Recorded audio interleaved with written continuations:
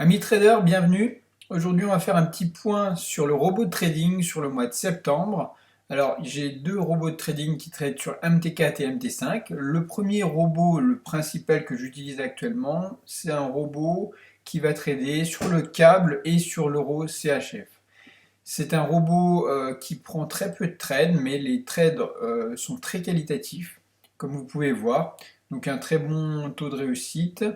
On a 1,77% de rendement sur le mois de septembre, en sachant que je l'ai débuté le 11 septembre. C'est un robot qui trade grâce à l'IA, donc l'intelligence artificielle, et qui te permet de fonctionner directement soit sur un VPS, soit directement sur ton ordinateur, si tu le laisses tourner 24 heures sur 24. Si ça t'intéresse, je pourrais te le transmettre à condition de passer par mon broker. Tu retrouveras tout le détail dans la description, dans mon canal Telegram. Concernant le second robot de trading, c'est un robot que je suis depuis février, qui est un robot de breakout, mais qui actuellement ne propose pas un rendement très intéressant. Donc voilà, je le laisse tourner, on verra ce que ça donne, mais la majorité du capital est plus sur l'autre robot. Alors pour ce qui est du calendrier économique, c'est simple, ça va s'organiser surtout en début de semaine avec les grosses annonces. Alors lundi, on a l'Europe et les manufacturières, que ce soit en France, en Allemagne. Et à 16 heures, donc on a surtout à 17 heures le discours de Powell, mais à 16 heures on a l'indice PMI manufacturier. Donc tout se passe sur les manufactures et on va voir ce qui se passe au niveau des industries. Donc c'est une journée un petit peu d'observation, je pense. Et l'après-midi, on aura un petit peu de retour par rapport au taux si Powell considère que l'inflation est encore trop forte et qu'il va continuer cette lancée pour monter les taux, ou si on stagne, ce qui est fort probable, donc qui ferait présager peut-être une accalmie sur les problèmes d'inflation, et surtout ça rassurerait les actions, marché actions. Mardi, on n'a pas grand chose qui nous concerne à part le rapport Jolt, mais bon voilà, ça ne va pas faire bouger beaucoup, à part si on a vraiment une nouvelle sur les offres d'emploi qui est très importante, mais je ne pense pas qu'il y ait grand chose mardi. Mercredi, on a le PMI service en France, le discours de Lagarde à 10 heures, donc suivez bien les marchés à 10 heures, ça risque de bouger un peu. À 14h15, la création d'emplois non agricoles. À 15h45, le PMI service. 16h, les indices PMI non manufacturiers. À 16h30, le stock de pétrole brut. Et enfin à 18h, le discours de Lagarde. Alors deux discours, je ne sais pas trop le détail, mais en tout cas en Europe ça va bouger, aux États-Unis ça va bouger aussi. Mercredi est une journée assez chargée, faites attention à vous. Ça reste des annonces assez importantes, donc assez dynamiques toute la journée. Donc là, la majorité des annonces seront passées. Jeudi, il n'y a que les annonces de chômage hebdomadaire. On va voir en termes de chômage si cela a augmenté ou pas. On a eu dernièrement, et ça fait 3 semaines, que l'on a des vagues de licenciements qui sont au goût du jour au niveau surtout automobile, hein, dans le secteur automobile, donc ce sera suivi de près. Et vendredi, juste les créations d'emplois et le taux de chômage de septembre qui vont sortir à 14h30. Donc pareil, un indice qui va être suivi de près. Pour ce qui est de ce que l'on a parlé, c'est-à-dire les licenciements, on peut attendre un shutdown et une paralysie des services de l'État fédéral, faute de financement. Donc on attend vraiment lundi, mardi, mercredi ce qui va se décider.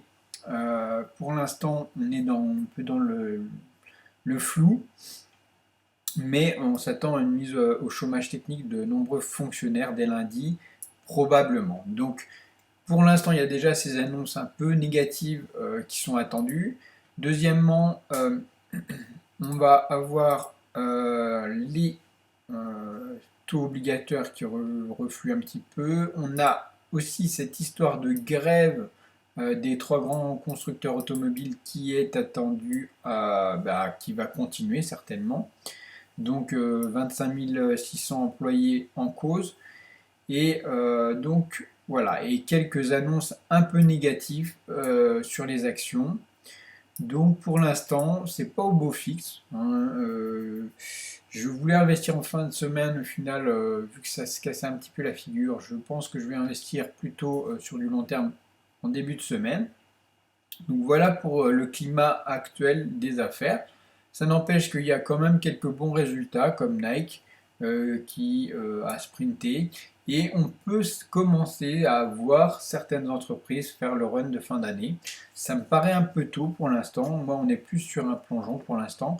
Mais il y a des secteurs, on verra ça sur les graphiques, qui peuvent aller de l'avant. Au niveau des résultats, il n'y a vraiment pas grand-chose, à part Industrie Varden qui vendredi va mettre ses résultats. C'est une belle capitalisation. Donc, mis à part ça, en termes de résultats, il n'y a quasiment rien. Tesco, mais voilà, sinon, toute la semaine, on ne va pas avoir beaucoup de résultats qui vont se faire. Ceci étant dit, on va pouvoir passer à l'analyse graphique. Donc déjà, grossièrement, on va dégrossir la chose. Alors, première chose, on va faire un petit point sur le SP500. Donc, vous voyez qu'on était sur une vague baissière assez importante, un rebond assez marqué ici. Mais est-ce qu'il va être assez poussé? Pour l'instant, on est encore dans l'attente. Vous voyez, pas de bougies, c'est plutôt des bougies d'incertitude. Donc, est-ce que c'est un petit retracement avant de continuer de redescendre ou est-ce que c'est un rebond achat? On verra ça dès lundi. Mais sur le SP500, on reste sur un mouvement baissier clairement marqué. Sur le Nasdaq, vous voyez qu'on est descendu par rapport au SP500 qui lui est passé en dessous de sa S1 et on est vraiment baissier. Le Nasdaq, lui, il vient de toucher la S1, il est passé en dessous et là on a un regain d'énergie sur les techs qui est intéressant. Donc beaucoup plus acheteurs sur le Nasdaq comme d'habitude. Contrairement à cela, les grosses entreprises du Dow Jones ne sont pas rétablies, hein. Les Kenashi sont toutes rouges et on n'a pas eu ce petit regain d'énergie à fin de semaine. Donc pour l'instant, les grosses entreprises industrielles ont du mal à revoir du vert. Pour l'instant, c'est plutôt les techs qui prennent la mesure. Pour ce qui est du Trésor américain, des obligations d'État, pareil, on a cassé, alors je ne sais pas si vous avez remarqué, mais on a cassé des plus bas historiques, des 92 points. Donc on est allé en ligne droite, ça fait un peu peur d'ailleurs, mais pour l'instant il y a très peu d'acheteurs sur les obligations d'État. Tout le monde a peur de la faillite des États, surtout des États européens, mais les États-Unis aussi. Il y a peu d'acheteurs, hein, et beaucoup vendent, donc pour l'instant on a une vague baissière sur les obligations d'État. Alors ce qui a été surprenant, c'est qu'en même temps qu'il y a eu beaucoup de vendeurs sur les obligations d'État, et ben l'or s'est cassé aussi la figure suite à des petits suite au fait que il y a beaucoup d'investisseurs qui soldent leur position sur le gold, si bien que ça fait des mouvements assez importants en vente. On atteint quasiment la S2. Donc à voir si on peut retrouver un gros regain d'énergie sur ce niveau-là, des 1848 points. Mais pour l'instant, rien d'exceptionnel. Vous avez vu que sur l'Ethereum, on a eu une super vague haussière et le Bitcoin, lui, est un petit peu plus mou. Voilà ce que l'on peut voir sur l'analyse graphique. Vous avez vu aussi sur l'euro-dollar, belle chute assez catastrophique de l'euro face au dollar. Donc la monnaie de la crise, c'est le dollar, hein. Donc tous payent en dollars, ce qui bien que ça fait gonfler le dollar, contrairement aux autres monnaies.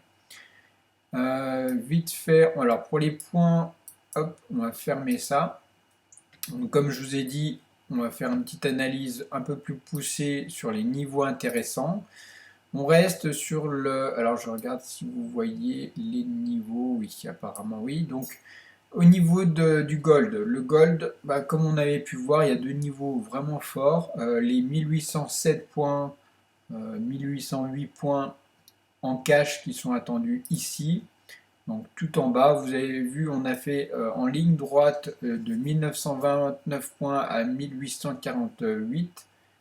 Donc pour l'instant, on est toujours très très baissier sur l'or et il y a de fortes chances qu'on vienne chercher ces niveaux des 1808 points.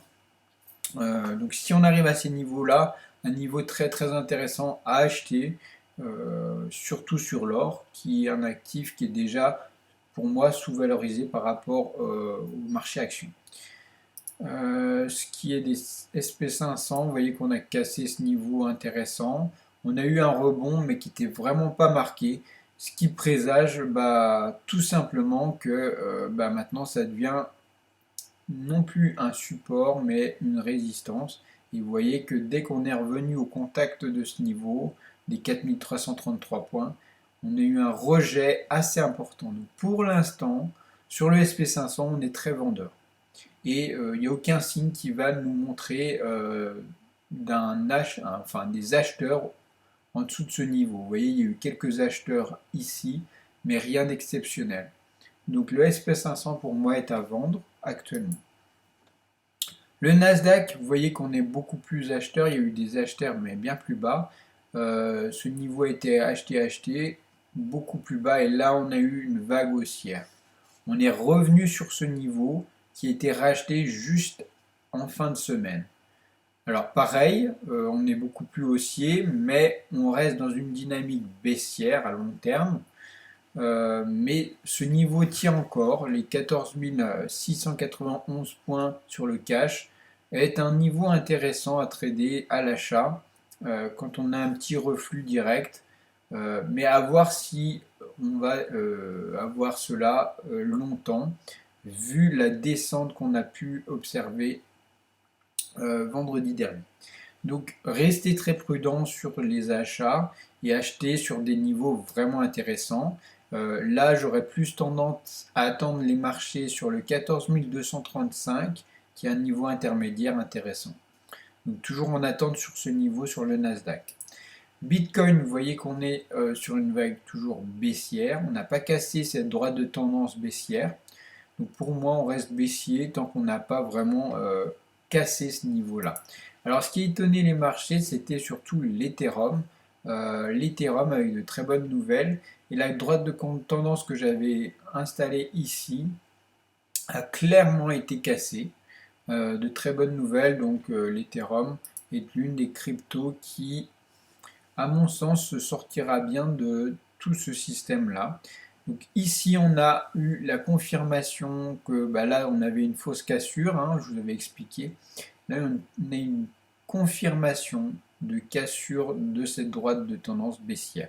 Donc, pour l'instant, on peut envisager un scénario haussier.